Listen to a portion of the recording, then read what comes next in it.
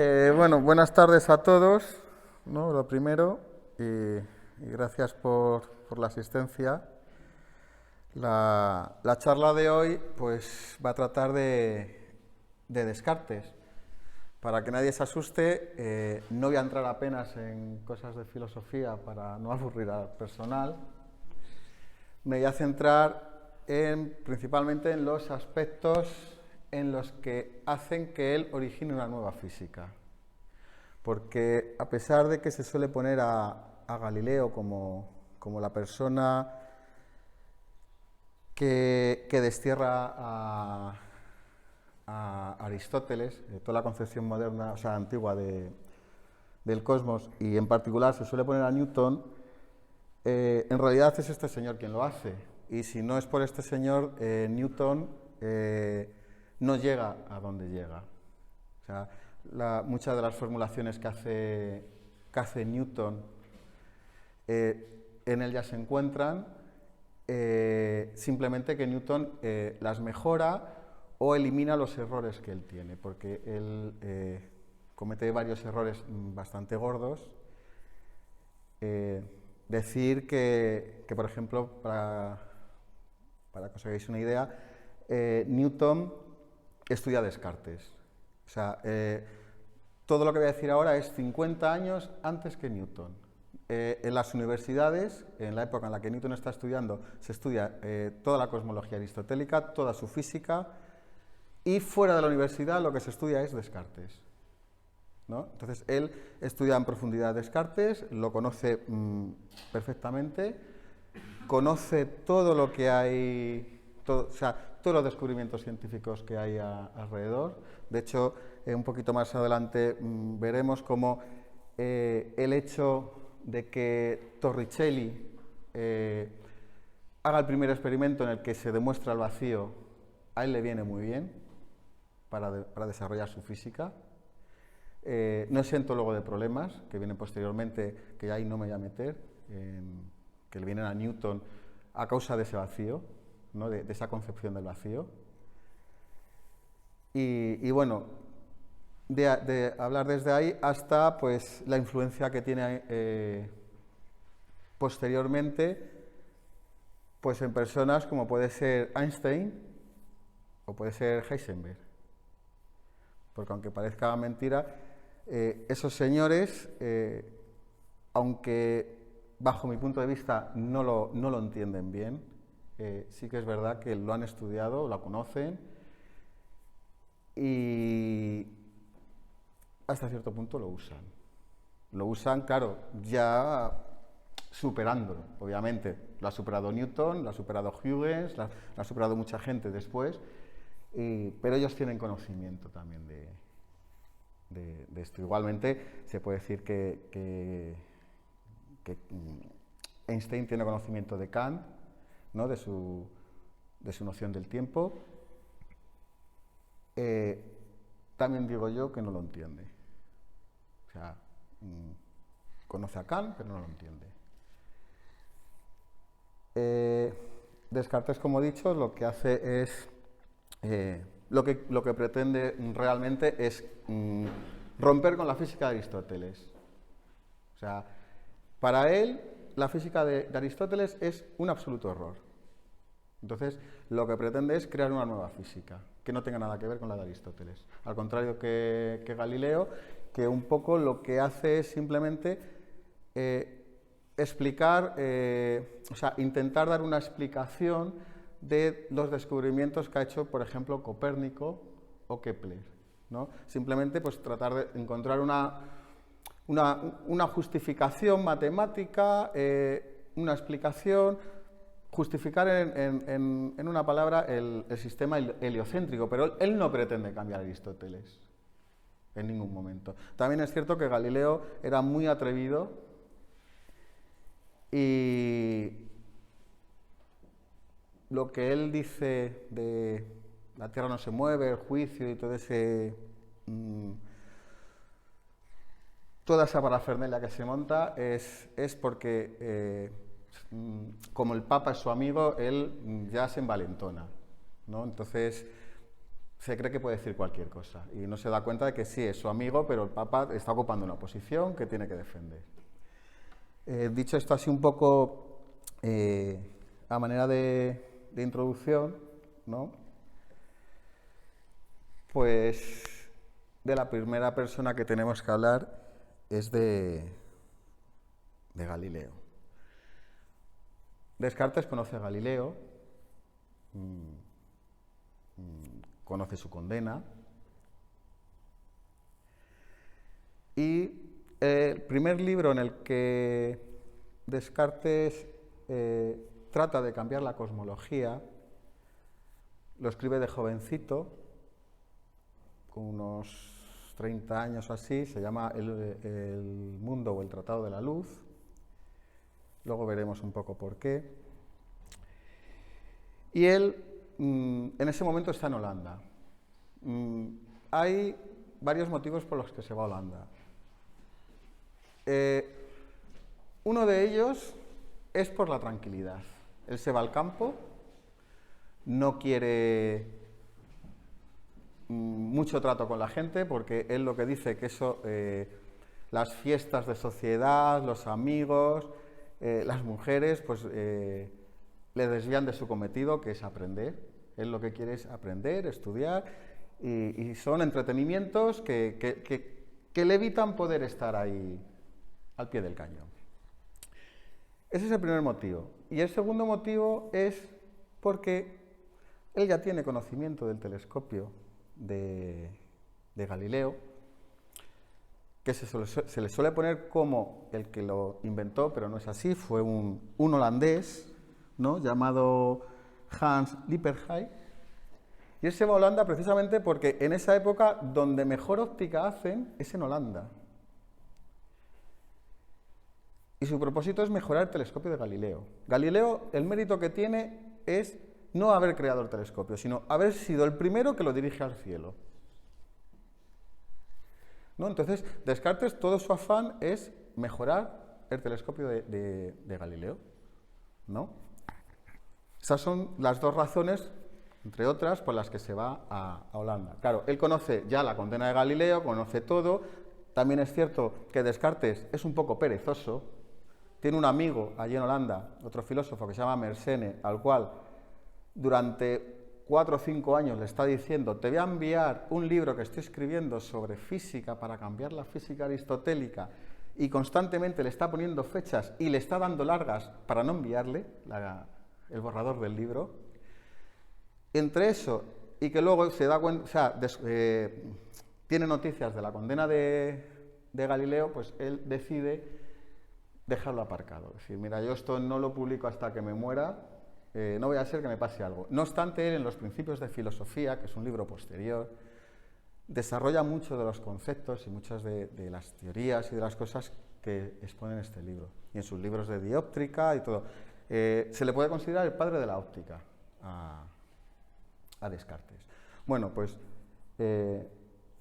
también hay que decir que a Descartes no le cae nada bien Galileo, porque piensa que lo que está haciendo Galileo, a pesar de que es útil, no está contribuyendo a la ciencia, porque la contribución que hay que hacer a la ciencia es cambiar de un modelo que está anticuado a uno que realmente valga. O sea, para Descartes realmente lo que es la física aristotélica no tiene ninguna validez. Él piensa que ya el heliocentrismo es la teoría correcta y lo que trata es de crear una física para explicar el heliocentrismo, ¿no? ¿De dónde parte Descartes para desarrollar su física y su óptica? Pues parte de esto. Descartes, estando en Holanda, tiene noticia de un parhelio en Florencia, si no recuerdo mal, en Italia. No era como este porque, según cuenta, eran 4 soles los que se veían alrededor del Sol, ¿no? 4 reflejos. No sé si sabéis lo que es un parhelio, yo creo que lo sabéis mejor que yo, ¿no? pero vamos, lo recuerdo, es un efecto de la luz del sol de reflexión y refracción causado por el hielo que hay en las nubes, ¿no? Así dicho a grosso modo, ¿no? Entonces él tiene noticia de esto y es una cosa que le llama mucho la atención. Entonces empieza a estudiar la luz, ¿no? Empieza a estudiar la refracción, la reflexión, empieza a estudiar la descomposición del arco iris, todo ese tipo de cosas. Entonces se da cuenta que, claro, necesita una física para explicar todo eso, ¿no? Y no la tiene. Ve que la física que hay, que es la aristotélica, pues no le sirve, ¿no? Entonces, el contexto que tiene es eso, parte de una física, una cosmología, que es teológica, ¿no? Aspira a la perfección. Para Aristóteles, el universo tiende a la perfección. Esto es una cosa que viene derivada de Platón, ¿no? Que por eso es una esfera, ¿no? No sé si tenéis a esto respecto alguna pregunta, pero tiende todo a ser perfecto. El mundo es finito, pero limitado y esférico. No me voy a detener mucho en esto porque yo creo que todos más o menos lo entendéis. Tiene un centro y solo uno, que es el centro de gravedad. Es eterno porque no tiene ni principio ni final, ni se parará. O sea, desde el momento que se creó, el mundo está en movimiento, que de hecho no se creó porque siempre ha sido así, y nunca se va a parar. Como bien sabéis todos, es único, pues solo tiene una Tierra, 5 planetas, un Sol, la Luna, las estrellas. Como he dicho, aspira a la perfección. Y es animista. ¿Qué quiere decir que es animista? Pues que los cuerpos, la naturaleza, dentro de sí tiene la capacidad de originar movimientos, acabar movimientos, de ir hacia un lugar, de ir hacia otro, tener unas características, otras no. No sé si hasta ahí se me entiende.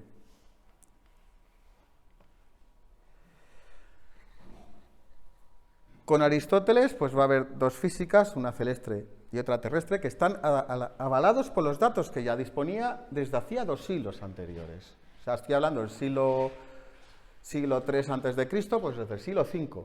Ya los pitagóricos ya hablaban de una física celeste, una física terrestre. Él lo único que hace es coge todos los datos y elabora una física que explique eso. O sea, él no se inventa nada, ¿no? Y le da una explicación. En el fondo de lo que se trata la física de Aristóteles es de explicar los movimientos. Toda su física se centra en explicar los movimientos, ¿no? Luego, dentro de eso, distingue distintos tipos de materia, ¿no? Vosotros ya la conocéis, una es la que tiende a caer a la Tierra, ¿no? Que se caracteriza por tener unos movimientos rectilíneos y perpendiculares a la horizontal, ¿no? Y son movimientos que tienen principio y fin. O sea, están en un punto A y llegan a un punto B, se acaban. Y ahí se quedan. Y luego los que no tienden a caer, ¿no? Que serían los movimientos circulares, que son los propios del cielo, ¿no? Y estos son eternos. Las estrellas siempre se han movido y nunca van a parar de moverse, ¿no?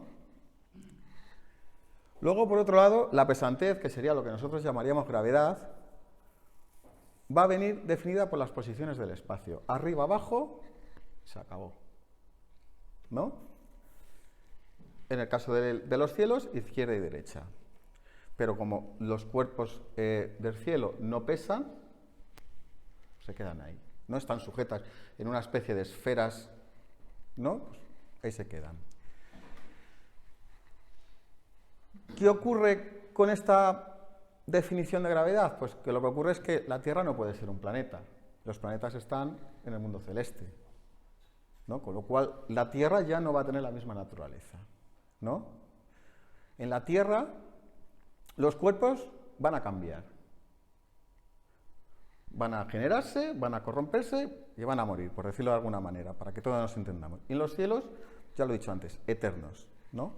Y luego una diferencia muy importante es que Aristóteles, a pesar de que no aborrecía las matemáticas, considera que no sirven para explicar la física. Con lo cual, va a crear una física que no es matemática, ¿no? Al contrario que Platón. Platón es uno de los culpables de que la matemática, o sea, de que la astronomía hasta Galileo sea básicamente geométrica.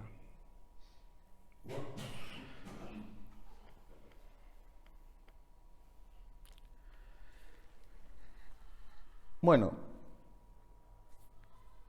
como he dicho antes, hasta Copérnico, ¿no? Más o menos, sigue vigente el geocentrismo, ¿no? Luego ya a partir de Copérnico, pues al poco van a surgir obras a favor del geocentrismo. Las dos principales son la de Galileo, el diálogo sobre los dos sistemas máximos del mundo, tolemaico y copernicano, y luego está la que he dicho antes, el mundo de Descartes, ¿no? Ambas van a abandonar los principios de la física, ¿no?, que han inspirado la física tradicional, pero lo van a sustituir por una física matemática, que va a dar razón de un universo heliocéntrico. O sea, son los dos primeros que introducen la matemática en la física, ¿no? Los primeros que la matematizan, ¿no? ¿Cuál es la diferencia entre Descartes y Galileo? Pues bueno, pues un poco lo que he comentado al principio en la introducción, pues que Descartes no combate el geocentrismo, directamente considera que el geocentrismo es correcto y es lo que sirve, con lo cual la física tradicional está acabada, ¿no? Galileo, como he dicho antes, no lo trata de desplazar. Entonces, ¿qué es lo que quiere Descartes en realidad? Pues Descartes lo que quiere es construir, por un lado, construir el edificio de la ciencia moderna, ¿no? Luego, crear un sistema físico que contenga unos principios que sean capaces de dar explicación de cualquier fenómeno natural desde nuevos supuestos. O sea, que no tengan nada que ver con Aristóteles, ¿no? Y luego, una cosa muy importante, que a partir de unos poquitos principios, deducir toda una física. Pasar de 4 cosas particulares a una cosa que explique todo, ¿no? Con lo cual es una física deductiva.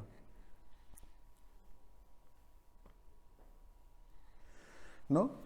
Por otro lado, sustituir lo que he dicho antes, una física que es animista, en la que los cuerpos tienden a hacer cosas a determinadas posiciones, a determinados movimientos, pero por sí, porque lo tienen inscrito dentro de ellos. Esto es muy importante, que los cuerpos tienen inscrito dentro de ellos lo que tienen que hacer. Que esto más adelante, si llegamos, veremos cómo lo cambia Descartes, ¿no? Y la intenta cambiar por una de corte mecánico. Descartes es un físico mecanicista, era una cosa que estaba muy en boga en la época. Es una época en la que yo siempre digo que el instrumento preferido por todos era el reloj, un mecanismo preciso que funcionaba. Y él lo que trata de crear con el mundo es un reloj preciso y que funcione. Una máquina, ¿no? Entonces va a introducir cambios. Por ejemplo, definir los cuerpos a partir de ahora en función de la inercia, ¿no? Que es su oposición a todo cambio de estado, su tendencia a conservar el estado de movimiento-reposo en el que están. Esto ya no sé si os va sonando un poquito a Newton, pues esto ya el primero que lo empieza a decir es Descartes. Él lo que propone es esto, ¿no? Y luego intenta explicar la materia desde la única propiedad que somos capaces de entender por ser la más simple de todas, que es extenderse en todas las direcciones del espacio, o lo que es lo mismo, ocupar un lugar. O sea, la materia, si nosotros le quitamos todas las cualidades que tiene, al final lo que ocupa es un espacio, ¿no? Entonces, ese espacio, ¿no?, ese espacio que ocupa es lo que Descartes llama extensión. ¿no? La extensión la tienes que entender como el espacio que ocupa la materia. Es la manera más sencilla. Y luego, la otra propiedad que tiene la materia, por la que la explica, es el movimiento. O sea, la extensión y el movimiento son las dos características fundamentales y de la que va a partir toda la física de Descartes. Y es a partir de todo, o sea, son los dos conceptos a partir de los cuales va a partir toda la física posterior. Toda, sin excepción, del movimiento y de la extensión. Eliminarán la extensión, pondrán otras cosas, pero el movimiento sí que os puedo asegurar que va a perdurar y sigue perdurando en la física actual. ¿No?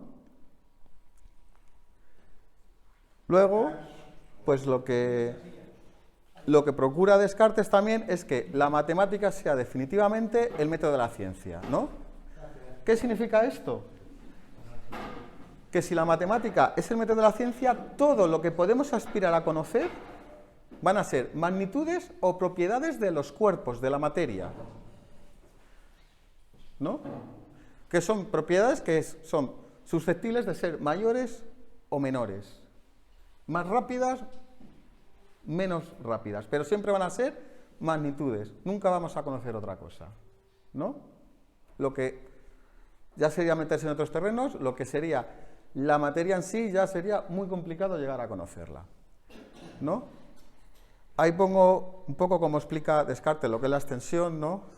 Pues para él es todo aquello que tiene longitud, latitud y profundidad, sin investigar si es un cuerpo verdadero o solo espacio. O sea, realmente ya no interesa si el cuerpo existe o no existe, ocupa un espacio o no ocupa un espacio, ya es otra cosa, ¿no?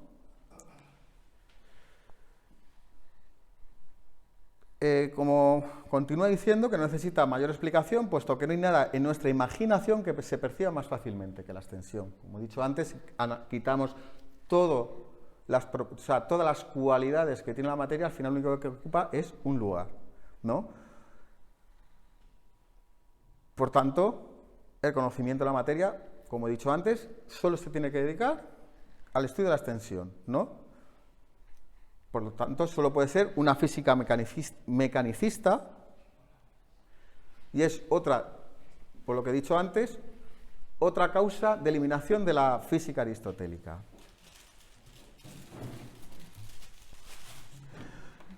Entonces, ¿cómo llega a estos supuestos Descartes? Pues bueno, sin meterme mucho en embrollos, deciros que para Descartes hay dos posturas tradicionales. Una es el realismo y otra el idealismo. El realismo lo que quiere decir es que el mundo es tal cual lo vemos. Y el idealismo lo que viene a decir que el mundo no es tal cual lo percibimos, ¿no? Uno es tal cual lo percibimos y el otro lo contrario. ¿Sí? Que puede llegar a ser una aproximación, puede llegar a ser un acuerdo entre distintas personas, pero veis el matiz, ¿no? Bueno, pues lo que hace Descartes es romper con el realismo de Aristóteles. Dice, no, ya los sentidos a mí no me dicen que lo que hay en la realidad es tal cual yo lo percibo, ¿no? Si alguno recuerda cuando viene el Instituto Descartes, las meditaciones de Descartes, ¿no? Que llega a la conclusión del pienso luego existe, que es lo que conoce todo el mundo, si os dais cuenta, ahí también empieza negando los sentidos, diciendo los sentidos me engañan, ¿no? Que eso lo dijo luego mucho posteriormente a esto, ¿no? Entonces, ¿qué consecuencias tiene esto? Pues que hay un divorcio entre la experiencia y la realidad. Ya no es lo mismo la experiencia que yo tengo con la realidad que hay. Una cosa es la realidad y otra cosa es la experiencia que yo tengo. Y por otro lado, que la naturaleza pues, se tiene que explicar en base de dos principios, materia, extensión, en este caso unido, y movimiento. Claro, porque solo podemos conocer magnitudes en la física, como he comentado antes, ¿no? ¿Qué conclusiones tiene esto? Bueno, pues uno de los principales es que los antiguos elementos que ponía Aristóteles, tierra, agua, aire y fuego, los elimina. Ya los elimina automáticamente, ¿no? Conserva el nombre de ellos y los redefine dejándolos en tres, ¿no? En tres tipos de materia, ¿no? En función, que se define en función del tamaño y movimiento. Están aquellos que sus partes son pequeñas y se mueven muy deprisa, otros que sus partes son muy grandes y se mueven muy despacio, y luego estarían los intermedios, ¿no? A esos dos, que tienen velocidades intermedias y tamaños intermedias. Y a esos tres los denomina al que se mueve más rápido fuego, al que se mueve más lento tierra, y al más grande, y al aire, o también éter, que lo llama de las dos maneras, sería el intermedio, ¿no? Conserva solo el nombre. Yo creo que es más un poco por cuestiones de no complicarse tampoco mucho la existencia y darse a entender, ¿no? Claro, entonces Descartes ya, una vez que ha desglosado que la naturaleza, vamos, la física, pues se divide en extensión y movimiento, la materia solo se divide en extensión y movimiento, ¿no? Pues se pregunta qué relación hay entre la extensión y el movimiento, ¿no? Entonces hay dos respuestas. Está la tradicional, la que tenía Aristóteles, ¿no? En el que la materia, genera y destruye movimiento. O sea, la materia es dinámica, activa. Lo que he dicho antes, tiene alma. Es capaz de generar sus propios movimientos. Una piedra tiende siempre a caer. Si tiene un soporte, no va a caer, pero claro, si yo quito soporte, va a caer, pero no por la gravedad, sino porque la piedra ya de por sí tiende a estar abajo. O sea, tiene en su naturaleza el estar abajo, ¿no? Por lo cual a él no le hace falta ningún tipo de principio de conservación, porque la materia puede generar sus propios movimientos. No sé si esto se entiende, ¿hay alguna duda? Claro, Descartes al hacerse esta pregunta, dice, ¿qué relación hay? Dice, ¿se deriva el movimiento de la extensión? Dice, no.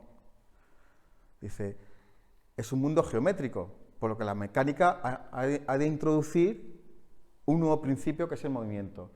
En principio, en la geometría no hay movimiento, en las matemáticas, ¿no? Matemáticas geométricas, en principio, ¿no? Entonces, tiene que introducir el movimiento, lo que implica que la materia y el movimiento son dos principios independientes, dos conceptos independientes, ¿no? El problema que ahora surge es, ¿ese movimiento que recibe la materia se conserva o se pierde? ¿No? Si se pierde, el universo se va a desajustar y acabará en un caos. Claro, y eso no puede ser, porque nosotros vemos, poniéndonos en su cabeza, porque ahora nosotros sabemos que el mundo, el universo sí que en cierto modo se puede llegar a desajustar, ¿no? Pero poniéndonos en su postura, en su época, en su cabeza, pues claro, él ve que el universo no se desajusta de un día para otro. Un día amanece y al día siguiente no deja de amanecer, ¿no? Entonces, él dice, el universo tiene que conservar el movimiento de alguna manera. Todavía no sé cómo, pero lo tiene que justificar, pero lo tiene que conservar de alguna manera, porque hay una regularidad en la naturaleza, ¿no? Entonces, él como conclusión dice, bueno, pues Dios ha sido el que ha puesto esa regularidad en la naturaleza a través de unas leyes que hacen que el movimiento se conserve. O sea, lo fundamenta en Dios, ¿no? Pero ¿por qué lo fundamenta en Dios? Bueno, pues él se basa en una cosa que en filosofía se llaman las verdades eternas. No voy a entrar en lo que son las verdades eternas, ¿no? Pero sí que voy a hablar de una muy en particular, que son las verdades matemáticas. Las verdades matemáticas son un tipo de verdad eterna, ¿no? Una verdad matemática, pues por ejemplo, puede ser 2 más 2, ¿no? Todos estamos de acuerdo de que eso es una verdad, ¿no? Pero claro, ¿de dónde surge esa verdad? Alguno podrá decir, bueno, es que pone a Dios de manera arbitraria. Sí y no. O sea, si no pones a Dios, ¿qué pones? En el siglo XIX, hay dos... A la hora de fundamentar las matemáticas hay un debate muy grande y de fundamentar la lógica, porque se están planteando la cuestión de si los principios de la matemática y de la lógica son de origen psicológico o de origen lógico, lo que deriva en dos posturas que son el psicologismo y el logicismo. ¿Por qué digo esto? Porque gracias a esas dos posturas y al enfrentamiento que entre ellas tienen, autores como, a ver si me acuerdo el nombre, perdón, como Bochensky, niegan principios que son verdades eternas, como el principio de identidad, A es igual a A, o el principio de negación, de A no puede ser no A, ¿no? Pues personas como él, negando esos dos principios, o el principio de tercero excluso, que no lo simplemente nombrarlo, origina lo que se llama las matemáticas modernas. Todas esas matemáticas que luego Einstein y otros tantos de su época usan para desarrollar sus teorías físicas. Si no llega a ser por ese enfrentamiento, por estos señores que se están planteando el fundamento de las matemáticas, Einstein no tiene matemáticas para poder desarrollar su teoría, porque no existen, ¿no? Entonces, él, en este caso, lo fundamenta en Dios. Dice, bueno, Dios ha creado unas leyes, las ha establecido él, dependen de él, ¿no? Al igual que el resto de las criaturas, ¿no? Y estas leyes, por ser verdades matemáticas, tienen una serie de características que yo creo que ninguno puede negar. Igual que el hecho de 2 más 2. Son universales y necesarias. O sea, 2 más 2 es aquí y en el otro extremo del universo. Siempre son 4. Eso yo creo que nadie tiene dudas. Son eternas. 2 más 2 hace 25.000 millones de años eran 4 y creo que dentro de 25.000 millones de años van a seguir siendo 4. En principio. Y luego van a depender de la voluntad de Dios. Pero va a ser una voluntad que es inmutable. ¿Qué quiere decir esto? Que no las va a crear Dios y a la media no las va a cambiar. Va a decir, pues yo soy caprichoso y las cambio. No, Dios, por definición, es un ser bueno y no las va a cambiar. Con lo cual, van a ser inmutables, ¿no? Y eso es lo que va a asegurar que sean las leyes de la naturaleza regulares y constantes y que siempre se cumplan, ¿no? Y que garanticen ese orden, ¿no? Hasta el punto que él, fijaros lo que dice, que ni siquiera va a ser alterado por Dios a través de los milagros. O sea, por mucho milagro que haga Dios, 2 más 2 siguen siendo 4. No sé si hasta ahí estáis de acuerdo. Exacto. Entonces, a partir de ahí, pues claro, ya tiene una manera de justificar unas leyes para su física y las intenta explicar, ¿no? En este libro, en el del Mundo, dice que son 3, luego en los principios de filosofía llega a añadir hasta 7. Ya he dicho que luego este libro lo escribí posteriormente, es mucho más profundo, es una especie como de recopilación de toda su filosofía, ¿no? Profundiza más en muchos temas, ¿no? Entonces, pues eso, dice que son 3 leyes en este libro. Al final, aunque diga que son 7, siempre se reducen a 3, porque luego uno cuando lee los principios de filosofía se empieza a dar cuenta de que es pequeños matices de lo mismo. Entonces, siempre se reducen a 3, ¿no? Entonces, estas 3 leyes pues, van a regular el comportamiento de los cuerpos y van a dar como resultado un mundo con 3 características. Partes de materia en constante agitación, o sea, que están constantemente moviéndose. Ese movimiento va a ser un movimiento relativo, ¿no? Porque tampoco va a haber un sistema de referencia en el que haya algo en reposo, no como en el mundo aristotélico. En el mundo aristotélico hay un movimiento absoluto, porque tienen un punto de referencia, que es la Tierra, el centro del universo, ¿no? Esto es algo que es muy característico también de las físicas actuales y de Newton. Y luego, esa materia tampoco va a poder estar en reposo absoluto, siempre va a ser un reposo relativo. La conclusión, pues que en la cosmología cartesiana todos los movimientos son relativos porque falta un sistema de referencia absoluto, ¿no? Esto es una cosa que ya también introduce Galileo. Siempre son famosos sus ejemplos con los barcos navegando por no sé si era el río Nilo, no me acuerdo qué río pone, que siempre pone el ejemplo de que un hombre que va navegando dentro de un barco y ve a otro en la orilla, ¿no? Uno está en reposo relativo respecto al barco, uno en movimiento relativo. Esto ya también lo introduce Galileo, para que veáis que Galileo también tiene su mérito, ¿no? Y como he dicho al principio, Descartes conoce perfectamente a Galileo, no es tonto, ¿no? Lo que sí es importante aquí, a partir de ahora un poco que tengáis en cuenta, es que con Descartes ya la materia viene a ser algo similar como la naturaleza, ¿no? Ya la naturaleza no va a ser el antiguo concepto de naturaleza que tenía Aristóteles, en el que la naturaleza englobaba a todos, incluidos a los dioses, ¿no?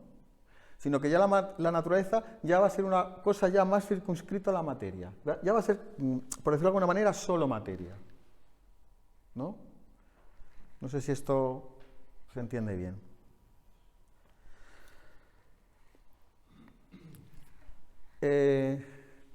Seguimos con las leyes de la naturaleza, ¿no?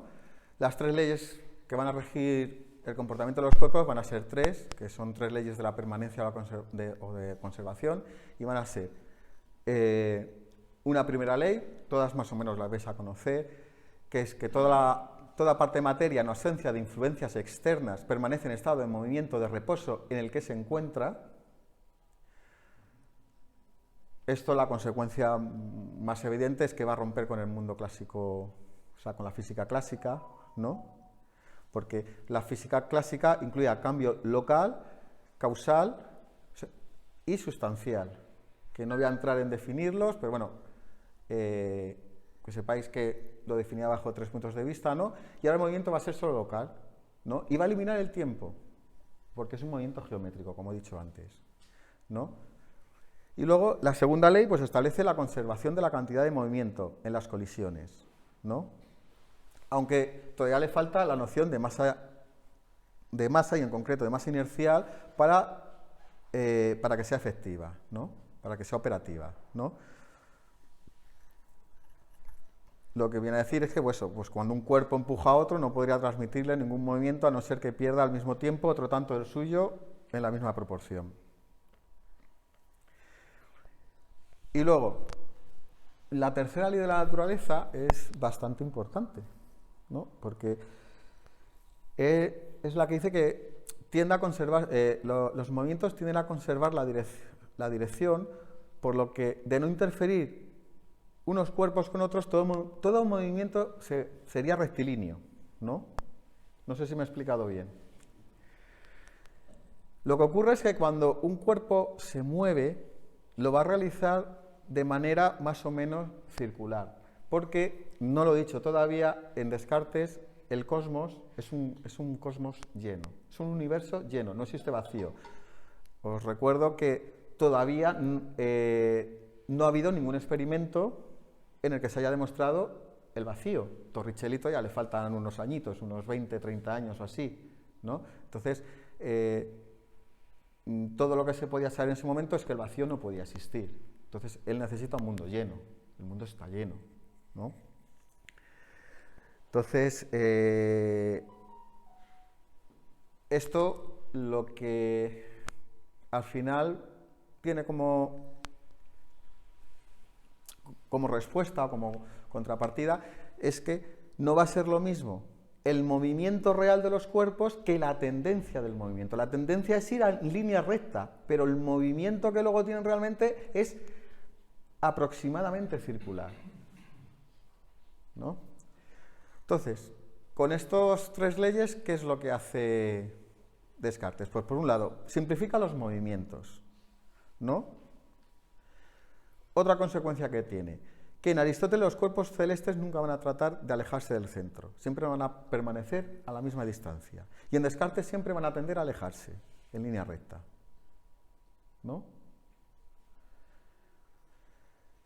Y lo único que se le va a impedir va a ser la presencia de los demás cuerpos, de la demás materia, ¿no?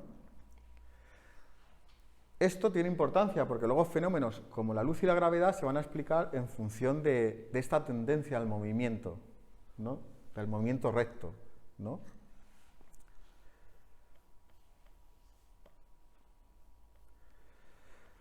Bueno, esto, la primera y tercera ley, pues bueno, corresponden conjuntamente al enunciado de la ley de inercia, ¿no? Que en la formulación newtoniana se reduce a una sola, ¿no? Descartes la enuncia 50 años después, bueno, todo esto ya lo he dicho al principio, ¿no? Y la segunda ley, pues es el principio de conservación de la cantidad de movimiento, ¿no?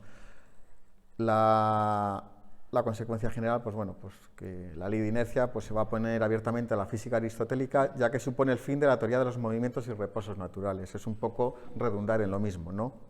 El nuevo planteamiento de Descartes pues establece la absoluta incapacidad de la materia para modificar por sí misma su estado de movimiento-reposo, lo que implica que toda modificación se va a deber siempre a causas externas, que es al choque entre los cuerpos. Esto es muy importante, porque todo lo que viene después, incluido Newton, los choques entre los cuerpos tienen mucha importancia porque son las que explican todos los cambios.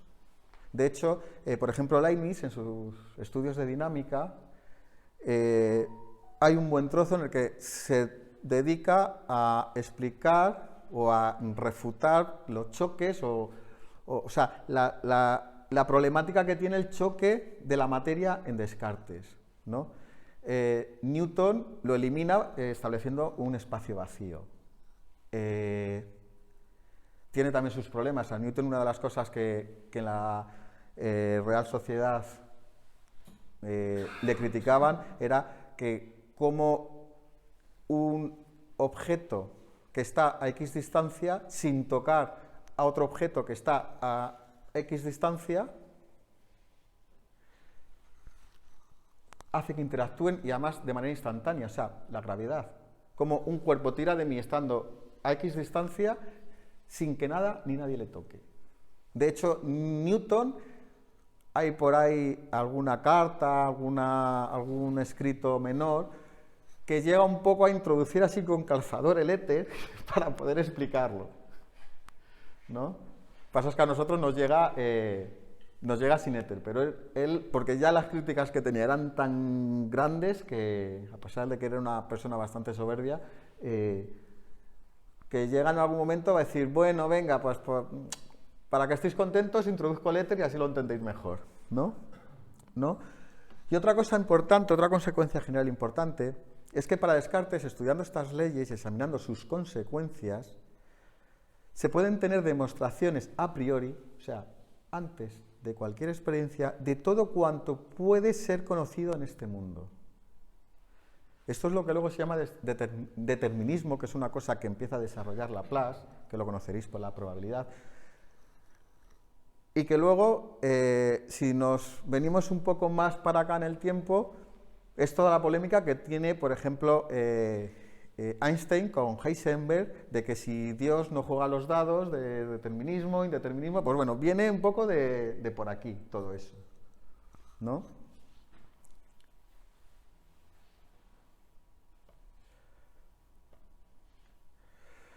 Bueno, las diferencias entre la formulación cartesiana y la newtoniana, pues bueno, pues que el movimiento del que habla Newton es el movimiento físico de los cuerpos, que implica una relación entre espacios y tiempos, pero el movimiento al que se refiere Descartes es simplemente la traslación geométrica, ¿no? De puntos y líneas. Se acabó, ¿no? El error de Descartes, pues bueno, como he dicho antes, es no tener en cuenta la masa inercial, ¿no? El concepto de masa inercial, con lo que se hace ineficaz su física en ese sentido. Luego el diferente contexto en el que se establece la condición de rectilinealidad. Para Newton, todo cuerpo va a perseverar en su estado uniforme y rectilíneo, pero en Descartes, según la tercera ley, no puede darse jamás un movimiento que no sea de alguna manera circular, ¿no? Poco ya lo he explicado antes, ¿no? Newton necesita del espacio vacío para su teoría y Descartes pues necesita un mundo lleno. Obviamente Newton, como lo he dicho antes, lo vuelvo a repetir, ya tenía conocimiento de que el vacío podía existir, cosa que Descartes desconocía, ¿no? Y luego, pues bueno, vemos la ruptura histórica que se produce aquí con Descartes, que es con Descartes y no con Galileo, ¿no? Que es el que deshace por primera vez los movimientos circulares de la antigüedad. Galileo solo va a interpretar el movimiento de la Tierra como movimiento inercial circular, ¿no?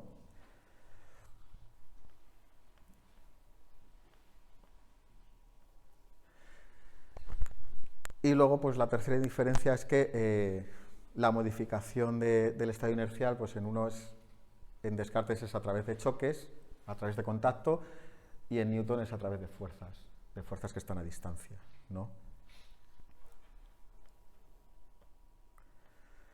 No sé si hasta aquí está todo más o menos claro, ¿no? Pues ahora ya empieza Descartes un poco a explicar, pues cómo es el mundo, ¿no? Entonces, para Descartes, el mundo siempre ha sido así, no tiene un comienzo, ¿no? Pero Descartes, a la hora de explicarlo, lo explica como si hubiera un comienzo, como si partiéramos de un caos. De hecho, es el primero que lo hace realmente. Bueno, Hesíodo, por allá por el siglo V a.C., ya habla también de que el universo parte del caos, ¿no? Pero bueno, ya de una manera un poco más científica, el primero que lo hace es él, porque hasta ahora tanto Copérnico, Kepler, como Galileo simplemente se habían dedicado a intentar describir cómo eran los movimientos en un mundo que fuera heliocéntrico, ¿no? Pero no si tiene principio, final, nada. Entonces él pone un origen al universo, aunque realmente no lo tiene, le pone como una historia, aunque realmente para él no tiene una historia en sí, tal y como la podemos conocer, o sea, entender nosotros, pues actualmente, desde el Big Bang hasta ahora, sino simplemente lo hace para demostrar que las leyes que están impresas en la naturaleza tienen una eficacia y funcionan, ¿no?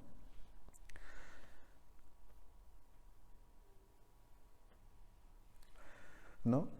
He dicho, su propósito, bueno, esto es un poco lo que acabo de explicar, ¿no?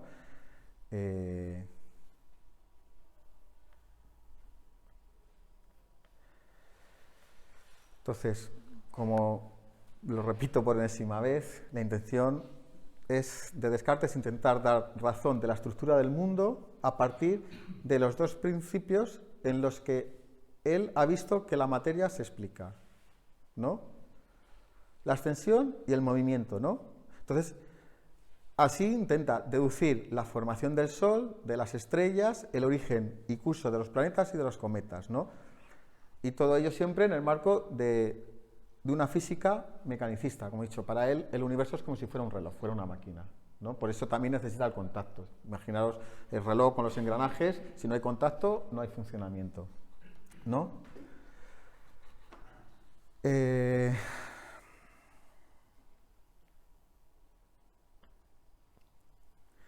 La teoría que permite alcanzar estos objetivos va a ser una teoría que se denomina de los torbellinos o vórtices, ¿no?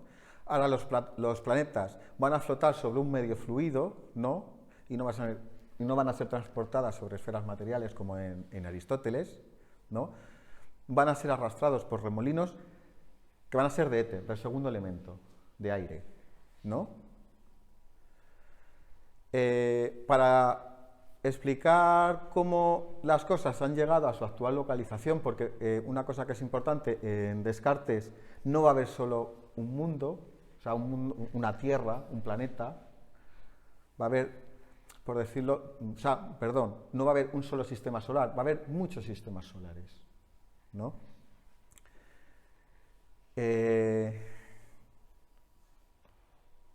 Para que os hagáis una idea, su universo sería esto, ¿no? Un mundo lleno, ¿no?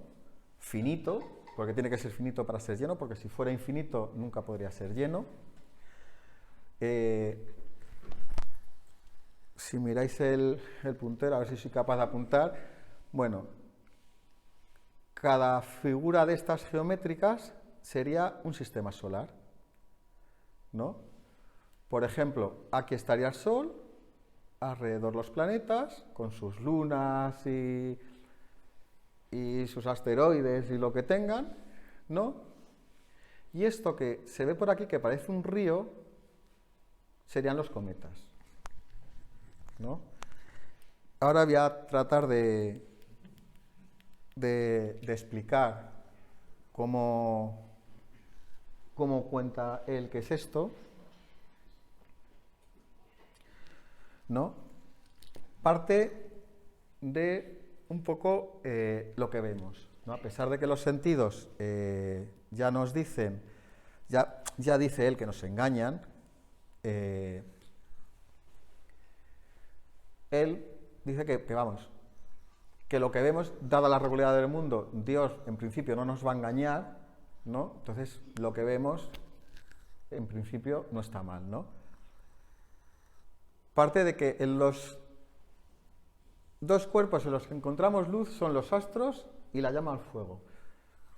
Si os acordáis de lo que he dicho al principio, Descartes lo que estaba intentando al principio estudiar era la luz y hacer un telescopio mejor, y a partir de ahí pues crear todo esto para poder justificar sus teorías de la luz y su óptica y todos los descubrimientos que él estaba haciendo en óptica, ¿no? Entonces, veis la importancia ya que empieza a tener la luz. Vamos a empezar a explicar por los astros que emiten luz, ¿no? O sea, por la materia que emite luz, ¿no? Entonces, él deja un poco de lado a los astros porque dice que están demasiado alejados como para poderlos estudiar y se centra en la llama, ¿no? Entonces, él lo que viene a decir es que cuando la llama está quemando algo, está quemando materia, ¿no? Lo que se pueden observar, imaginaros que es lo que está viendo en el fuego, es la ceniza esta que chisporrotea, ¿no? Cuando, si habéis, seguro que todos habéis visto un fuego con un troco grande y veis ahí chisporrotear, pues está un poco hablando de eso, ¿no? Se ve que hay pequeñas partes de material que se mueven y que se separan unas de otras, ¿no? Transformando así las más sutiles en fuego, otras menos sutiles en aire y otras en humo, ¿no? Y dejando las groseras como ceniza. También pone el fuego, porque en la época hay un librito muy chiquitito, un estudio que son no me acuerdo exactamente cómo se llama, pero creo que era disertación sobre el fuego de la marquesa de Châtelet, ¿no? Esa es su autora, en la que habla del fuego y habla de que el sol es una bola del fuego, cómo funciona el fuego. O sea, había ya también en aquella época un debate bastante intenso sobre cómo funcionaba el fuego, cómo funcionaba el sol y de qué manera nos podía transmitir el calor y la luz, ¿no?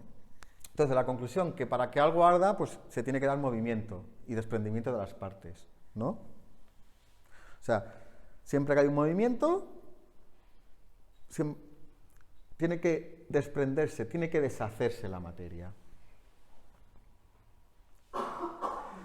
Entonces,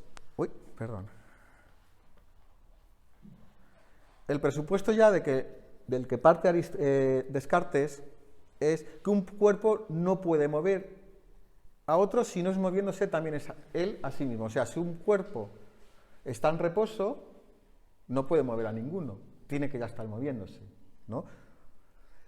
La consecuencia, pues bueno, en el caso de la llama, pues que estaría compuesta de pequeñas partes que se mueven separadamente unas de otras con un movimiento muy rápido y violento, y que al moverse de esta manera impulsa y mueve con ellas a las partes de los cuerpos a las que tocan, ¿no? Y que no ofrecen excesiva resistencia, ¿no? Y que cada partícula, ¿no?, de esa materia se mueve de la manera que es más fácil, ¿no? Los efectos en nosotros que tiene esos movimientos, pues tanto el calor como la luz, o sea, las sensaciones. O sea, nosotros lo que percibimos, de hecho en la época también hay todo un compendio de biología y de cómo funcionan las sensaciones, es por la vibración de la materia. Por ejemplo, para que se me entienda, el rayo, o sea, el sol emite un rayo y ese rayo directamente nos llega al ojo, va a través de vibraciones, esas vibraciones nos perturban, ¿no?, los órganos del ojo, y es lo que se llama luz, ¿no? ¿Cuál es la primera conclusión a la que llega Descartes con esto? Que no solo en la llama va a haber una gran cantidad de pequeñas partes que no cesan de moverse, sino que también la va a haber en todos los demás cuerpos, aun cuando sus acciones no sean tan violentas y aun cuando a causa de su pequeñez no puedan percibirse por ninguno de nuestros sentidos, ¿no? Y la segunda conclusión es que esos movimientos existen desde el mismo momento que el mundo comenzó a existir, y es imposible que su movimiento cese jamás, ni siquiera que cambie a no ser de sujeto. Aquí es cuando introduce el principio de conservación de movimiento.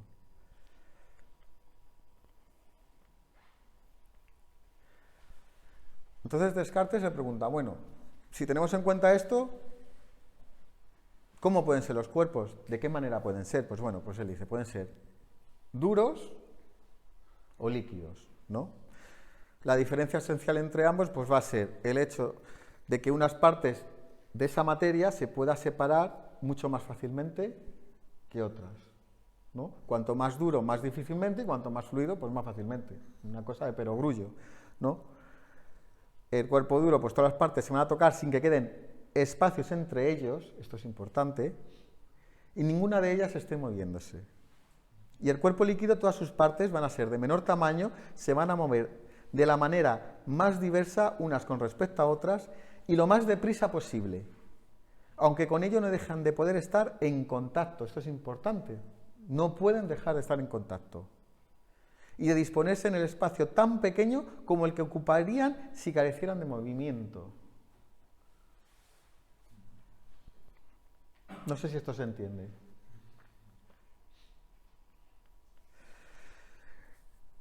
Entonces, ahora dice, vale, existe aire que nosotros no percibimos. O sea, el aire nosotros, la atmósfera en realidad no la percibimos tal cual, ¿no? Entonces, pero eso lo que implica es que es la existencia de un vacío, que no hay nada. Si no lo percibimos, es que no hay nada. Entonces, él lo que trata de negar es el vacío, porque él necesita un mundo lleno, aparte que el vacío nunca ha sido demostrado. Entonces, él explica por qué no sentimos el aire a pesar de que existe. Entonces, lo que viene a decir es que, pues como está en contacto continuo con nosotros, pues estamos acostumbrados y ya no lo sentimos, ¿no? Sería lo que en geología se llama la noción de gradiente, ¿no?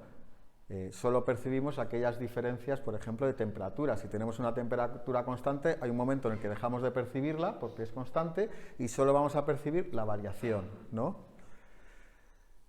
La conclusión, que los espacios en los que no sentimos nada van a estar llenos de la misma materia como los que están ocupados por los cuerpos que sentimos. La conclusión, sabemos, que esto deriva en la existencia de un mundo lleno, ya se ha cargado el espacio vacío, ¿no? Esto también le sirve como crítica al razonamiento, al conocimiento sensible, o sea, al realismo de Aristóteles, ¿no? Porque, claro, consideramos que solo tiene existencia aquello que se percibe, pero no, hay cosas que no percibimos y que están ahí, ¿no? No sé si vais captando un poco el hilo de la argumentación de la crítica hacia Aristóteles, ¿no? Entonces, analizados estos presupuestos, pues Descartes nos va a hablar de los tres elementos, los cuales van a estar definidos exclusivamente en función de la diferencia de velocidad y el tamaño de sus partes, ¿no? Y el diferente tamaño de sus partes, ¿no? Entonces, los elementos van a venir definidos, o sea, la materia, por los modos de extensión, que son tamaño, figura y movimiento, ¿no? Tamaño más grande, más pequeño, figura redonda, triangular, esférica, y el movimiento para un lado, para el otro, ¿no? Estos tres ejes van a ser también el centro de su cosmología cartesiana, dando cuenta del origen y naturaleza de estrellas, planetas, cielo y el medio interpuesto entre ellos. El primer elemento es el fuego, pues sus características van a ser que es líquido, es el más sutil y penetrante que haya en el mundo, sus partes son las más pequeñas y las más rápidas, sus partes no tienen figura o tamaño determinado, pueden ser de cualquier figura o tamaño.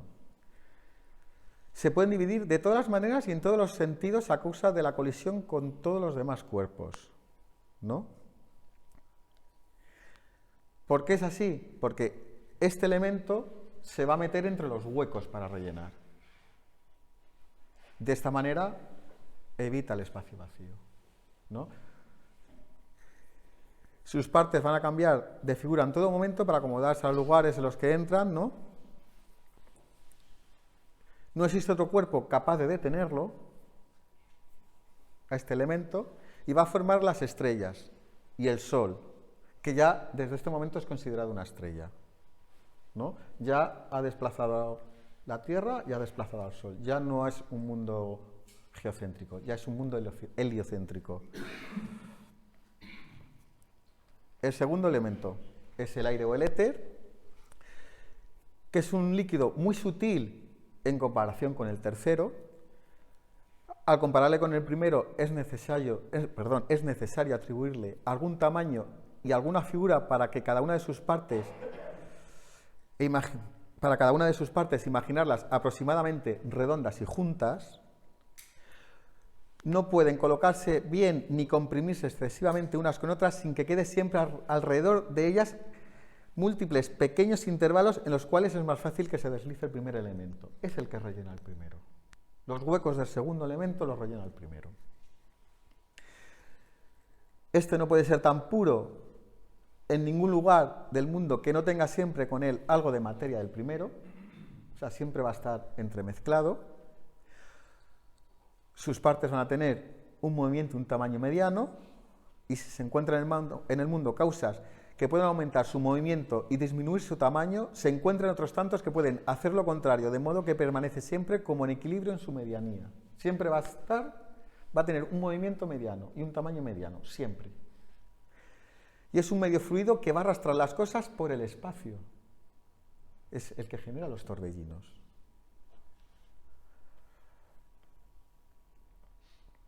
Y el tercer elemento, que es el que denomina tierra. Pues sus partes van a ser las más grandes y lentas de los tres elementos. Se les puede concebir como una o varias masas grandes cuyas partes tienen muy poco o nada de movimiento que las haga cambiar de situación unas con respecto de otras, y va a formar los planetas, satélites y cometas. Queda claro más o menos la configuración de cómo es la materia, ¿no? en este nuevo universo. cosas que hay que tener en cuenta. Cuanto menor sea el tamaño de un cuerpo, mayor va a ser su movimiento. Más pequeño, mayor movimiento.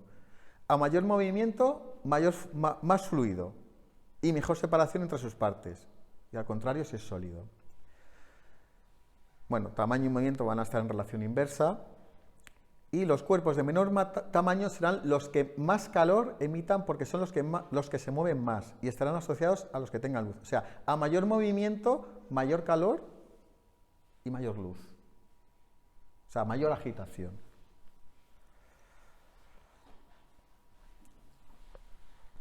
¿No? Con lo cual va a haber tres tipos de cuerpos. Unos luminosos, que serán los de menor tamaño, primer elemento.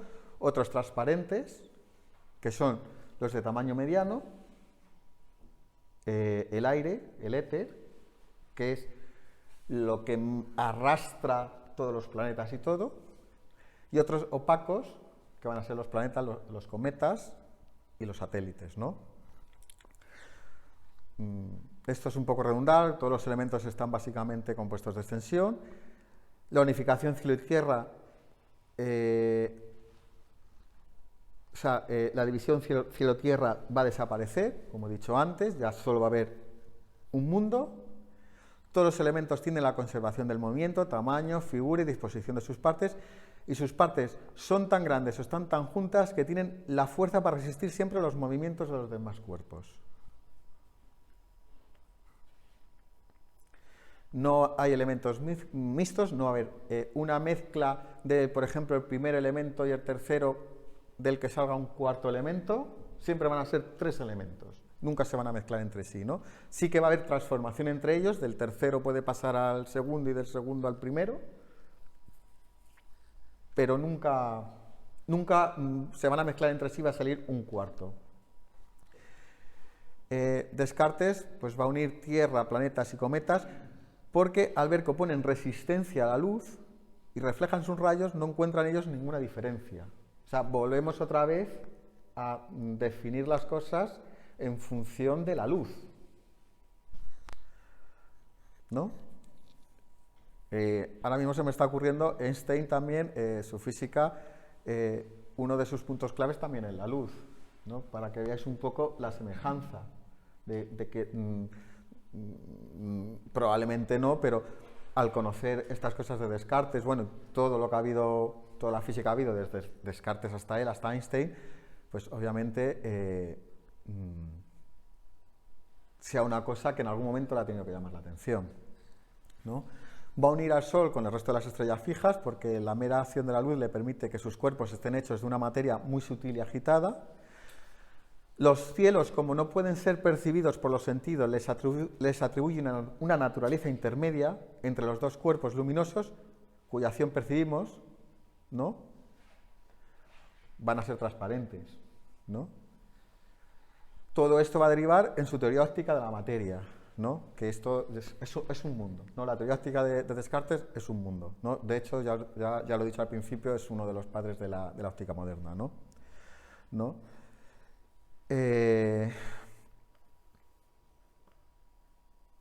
La descripción del mundo. Bueno, pues para Descartes, Dios, vuelvo a repetir, el mundo siempre ha existido, es una explicación evolutiva simplemente para demostrar que las leyes funcionan y que hay ¿no? y de que su sistema que está explicando va a funcionar, ¿no? Pues Dios va a crear un mundo finito, ¿no? Se extiende la materia que Dios ha creado hasta una distancia indefinida. Mentalmente no es mayor que la que nosotros podamos ver de aquí a las estrellas, de tal manera que si tú coges un telescopio y ves una estrella más lejana, pues el mundo se extiende hasta allí. No hay mayor misterio en esto. O sea, uno puede decir, bueno, es que es hasta Sirio, por ejemplo. No, es que si hay otra que no se ve a simple vista, pero tú la ves con telescopio, pues se extiende hasta allí, ¿no? Es un mundo lleno, como ya he explicado, ¿no? Con toda la materia que uno se puede imaginar por cualquier sitio, extendida por todos los sitios. Y en la materia, ¿no? En la naturaleza de la materia no hay nada que no pueda ser conocido de manera evidente por nosotros, o sea, la extensión sin formas ni cualidades. Es todo el rato lo mismo que llevo diciendo desde el principio. Aunque resulte un poco redundante y pesado, ¿no? Una cosa importante es que esa extensión de la que habla Descartes es extensión impenetrable.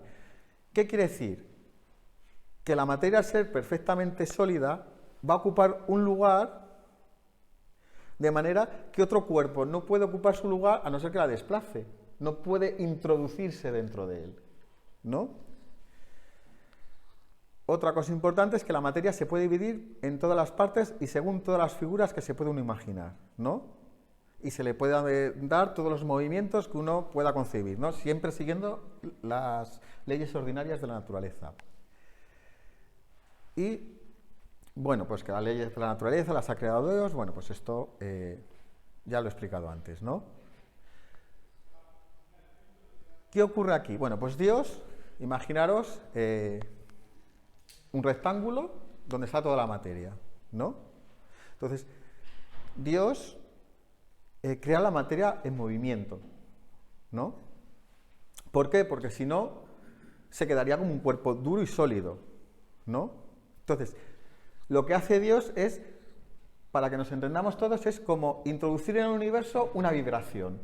Entonces, esa vibración va desquebrajando la materia, ¿no? Pero esa vibración no es uniforme en todo el universo. En unos lados le da más impulso y en otros menos, ¿no? De movimiento, ¿no?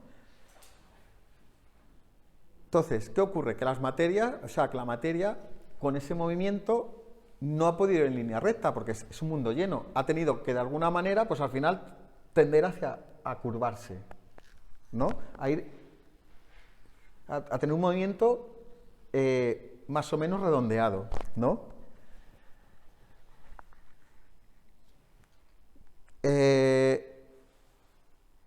La consecuencia, pues rompe con la unicidad del cielo aristotélico. Todo esto que estoy explicando, es todo el rato lo mismo. Estoy más o menos repitiendo lo mismo, cada vez introduciendo un poquito más de algo, ¿no? Esas diferencias de agitación que yo he dicho antes, ¿qué es lo que van a producir? Pues van a determinar que la materia esté más lejos o más cerca del centro del cielo en el que nos encontremos, o sea, del sistema solar en el que nos encontremos, ¿no? Esas diferencias de movimiento, ¿no? ¿Por qué? Porque al tener menor movimiento, o sea, a ver si me explico, al tener mayor movimiento van a tender a ir al centro, porque van a ir más rápidas, ¿no? Es como, imaginaros un vórtice, ¿no? En el agua, cuanto más, si tiráis algo que flote, cuanto más en el centro va más rápido, ¿no? Cuanto más el centro llegue, por ejemplo, un barco de papel, pues va más rápido, ¿no? Luego, las partes de materia que son más grandes y que no se han podido dividir, se han podido unir varias a la vez, ¿no? Formando partes, lo que sería el tercer elemento, que serían planetas y cometas, ¿no? O sea, las partes de materia que son más grandes y más resistentes. Las partes del segundo elemento, que al fragmentarse y desgastarse con el rozamiento, adquieren un movimiento mucho más rápido y una facilidad para dividirse mucho mayor, se van a ir transformando poco a poco en el primer elemento, ¿no? Y la parte sobrante del primer elemento, ¿no?, se va a retirar hacia los centros del sistema solar, ¿no?, y va a crear cuerpos que son perfectamente sólidos, o sea, sutiles, perdón, y líquidos, que van a ser las estrellas. No sé si se me está entendiendo bien la explicación. Es un poquito enrevesado, yo lo he intentado comprimir y explicarlo de la manera más breve posible, porque bueno, luego esto tiene ondulaciones y cambios de movimiento para un lado y para otro, y al final se hace un poco engorroso, ¿no? Y he tratado un poco de explicarlo más brevemente, ¿no? Sí. Vale, pues me quedan creo que 3.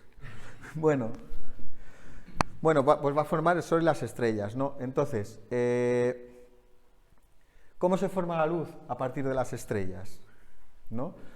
Las estrellas, al girar muy rápidamente, van a producir como una especie de vibración que va a salir como en línea recta, ¿no? Se va a transmitir en línea recta, y esa es la que va a llegar a nosotros, tanto la luz como el calor. No sé si me explico. ¿No? Es simplemente por la agitación de ese movimiento, pues eso es al final. ¿Qué es la luz? Pues movimiento. Ni más ni menos, ¿no? Bueno, pues las características de lo que serían los cielos, pues bueno, pues la primera es que va a aludir a la velocidad de las diferentes partes de la materia del segundo elemento en función de la distancia de sus centros. La consecuencia que los planetas que están más alejados del Sol recorren su órbita a menos velocidad que los más próximos, ¿no? O sea, la velocidad del segundo elemento aumenta a medida que nos acercamos al Sol como consecuencia de la agitación de este. O sea, ¿qué está explicando con esto? Pues está explicando ni más ni menos que Kepler. Lo del vórtice. Claro, y está explicando a Kepler, está diciendo las leyes de Kepler. La segunda alude al tamaño de las partes, la tercera compara el tamaño de los cielos con el de los cuerpos que ocupan en la posición central, que son las estrellas, ¿no? Luego, cuando habla de los planetas y los cometas, pues bueno, las características, porque están formadas por partes del tercer elemento, son de gran tamaño y de lento movimiento, son arrastradas por el éter, y sea cual sea el lugar en el que se hayan encontrado al comienzo las partes del tercer elemento, ocurre que las más grandes y las macizas, por efecto de la fuerza centrífuga, se desplazan hacia el exterior de los cielos abandonándolos, y son los cometas, ¿no? Según la tercera ley de... Me quedan 2. Y luego las menos macizas y con menor fuerza centrífuga son empujadas hacia el centro hasta hallar un equilibrio con el segundo elemento, y serían los planetas.